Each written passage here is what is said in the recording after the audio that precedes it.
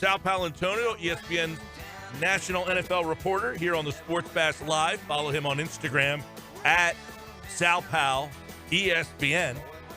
And he joins me now on the Boardwalk Honda Hotline. Sal, how you doing, man?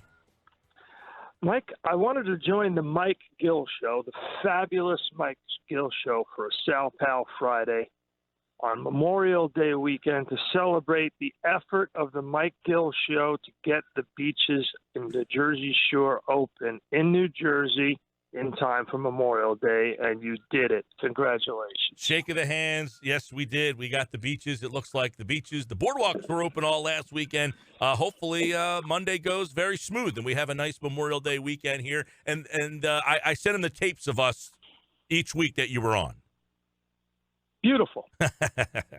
All right, let's get into a little bit of this Philadelphia Eagles team, because I understand you texted one Doug Pederson this week after he had a Zoom press conference, which is one a little bit wonky in itself that they do in these press conferences the way we have to do, but that's the way of the world right now. However, what is one challenge that Doug is facing through this offseason that he shared with you? Right, so I tried to dig a little deeper than the questions that were asked of him during the Zoom press conference, because I'm very interested in the dynamic in his quarterback room, because he decided to pick Jalen Hurts in the second round with the 53rd pick and decided to introduce a completely new element to his offense at a time when it's going to be really, really tough to do that. Let's be real about it. And I said, I texted him, what are the challenges? How have you challenged your quarterback room to communicate during this time to make sure that they have open lines of communication? And he said, well, it's hard to do when it's not face-to-face. When you have to do it over a computer screen, it's very, very difficult. And I wasn't expecting that answer, Mike. I really wasn't. But maybe I'm just dense or something, because Doug keeps it real with me pretty much all the time. And if he's having a problem, he'll let me know about it. And he often uses me as a way to communicate his difficulties or challenges. And it's pretty clear that he's a little tired. That maybe the team is a little tired of that. Maybe that's the reason why he reached out to Phil Jackson to get another voice on some of these virtual meetings. Yeah, and at the end he said you can't build chemistry that way. And I guess that is one of the fears, is that trying to build chemistry with a lot of new faces is going to be difficult for teams through a computer screen. Right. And for him to admit that to me was interesting and telling, and a clear window into the frustration that he and the team is feeling. And I'm sure it's the frustration that all these teams are feeling right now. Yeah, and you got some teams, though, Sal, Tampa, that the state of Florida, you're allowed to do stuff. They got quarterback and receivers out there throwing the ball around. Brady's learning, and you can't do that here in Philly right now. No, how about that, Mike? A clear advantage for Tom Brady to get him and his teammates together that, Carson Wentz and Jalen Hurts can't do with the Philadelphia Eagles. Clear advantage, don't you think? Absolutely. I mean, he's getting a chance to jumpstart his relationship with these guys. And while Carson Wentz has been an Eagle, how many new receivers is he going to try to team up with? I mean, you got Rager, you got Hightower, you got Watkins, you got Goodwin. You're trying to get reacquainted with Deshaun Jackson, who you didn't have a lot of time with last year. I think you're right. I think it's a clear advantage if you can get out there and start chucking it around with these guys. No, for years and years and years, you and I would make fun of spring practices and mini camps and OTAs. But, they wouldn't have them if they weren't beneficial. I actually like the opportunity, because what I always said, Sal, is they might not mean a lot to maybe making a team or getting an opportunity or feeling a guy out, but you could open up a coach's eyes who wasn't expecting a lot from you, and then he will watch you closer when training camp comes around, maybe because of something you did in these mini camps. He might say, you know what? that guy did something that I want to take a closer look at him as we get down the road. And now a guy like Jalen Hurts, who you mentioned on Instagram, which was the fact that, he doesn't get a chance to get out there, and they want to be more dynamic on offense, and they want to be adding some things. Maybe they can't put as much in as they wanted to because they don't have as much time for him to learn all these other positions. By the way, I don't know if you saw my Instagram post from this morning. I found a photograph. Photograph was sent to me of Major League Baseball players playing with masks on during the pandemic of 1919. Really? It's on my Instagram right now. It's been retweeted everywhere, so check it out. Tweet it out, Mike. You'll see it. If you go on now, in the time of the pandemic, Major League Baseball, right after World War I, decided to play. Player, you can see a batter, a hitter, a catcher, an umpire, and if you look closely in the background, you can see fans wearing masks. Crazy. That's at Sal Pal ESPN on Instagram. I'm gonna have to pull that up here when we're finished chatting. But that is something that this is all happening as the Eagles have Hurts in their quarterback room, and they're trying to add to their system while trying to find ways to become more dynamic, more creative. And that's all assuming that that's what they brought him in here to kind of do. But you're putting a lot on his plate. And I saw Adam Thielen mention that if he didn't have the mini camps, that he probably would not have made the team as an undrafted rookie free agent because he just wouldn't have got the time, as Doug says, the grass time. Yeah, and timing is so important in today's NFL because there's so much speed on the field, Michael. And when you don't have timing, you can't hit those tight windows that close so quickly because players are so fast.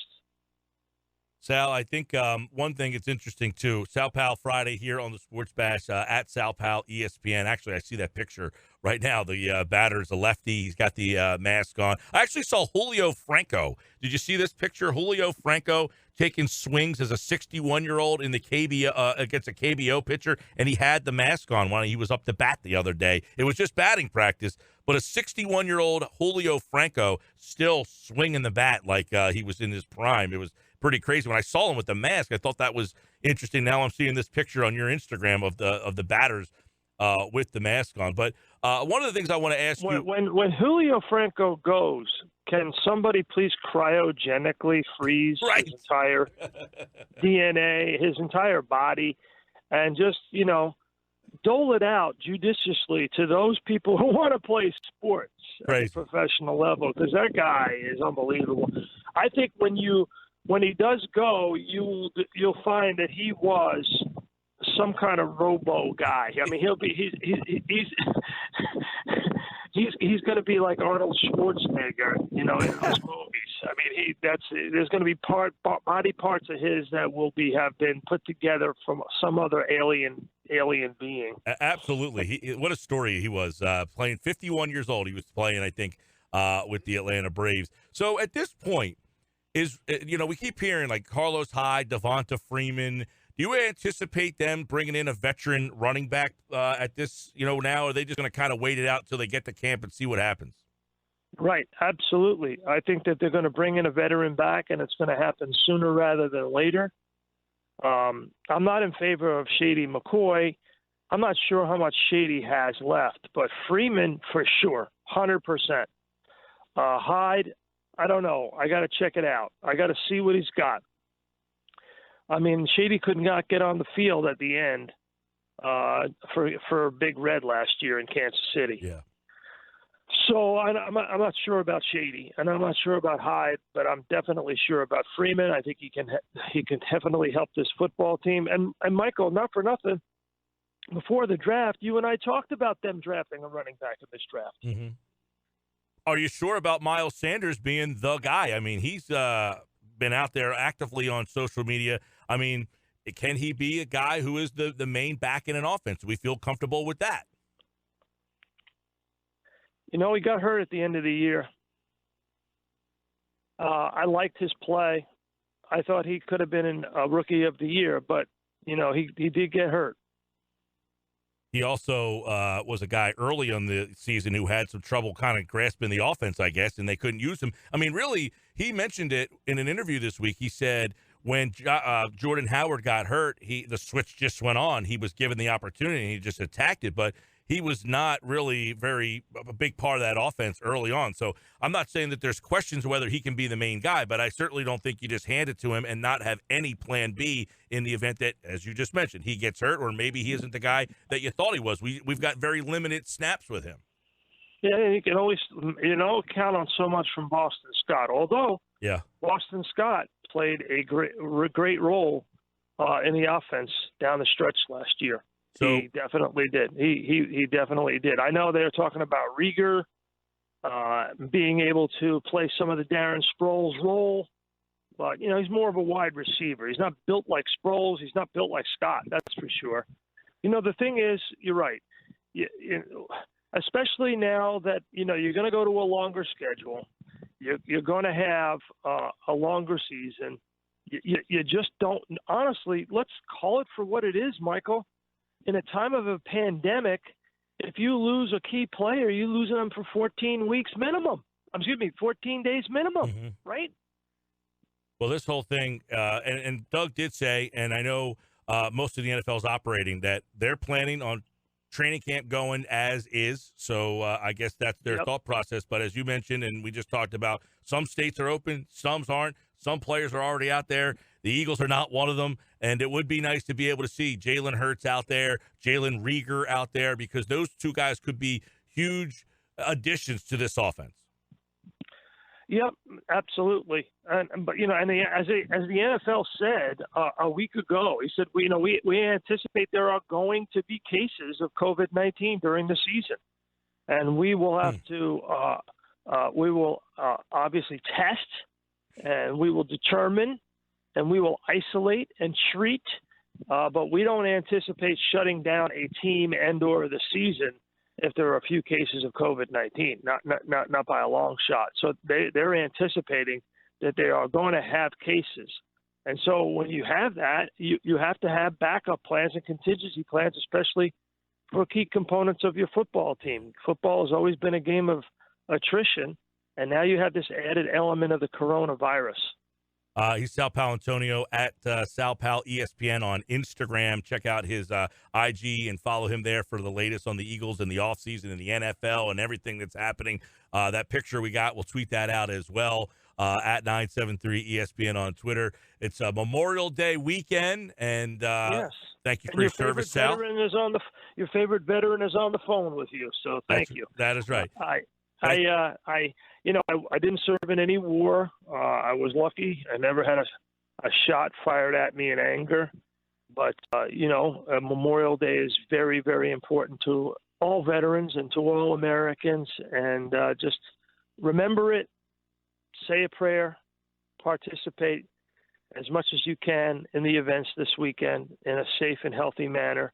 But to me, this is one of the most important days on the calendar on Monday is Memorial Day for everybody. And I'm kind of sorry that I'm going to miss, because I never miss, the Ocean City, New Jersey Memorial Day commemoration, because that to me is par excellence. They do such a great job in Ocean City. In fact, all over South Jersey. All the towns all over South Jersey do such a great job on Memorial Day because there's so many veterans in South Jersey. Well, Sal, we always appreciate it. And, yes, be safe this weekend, everybody, and observe the day. Sal Paolantonio here on the Sports Best. Thank you, Sal.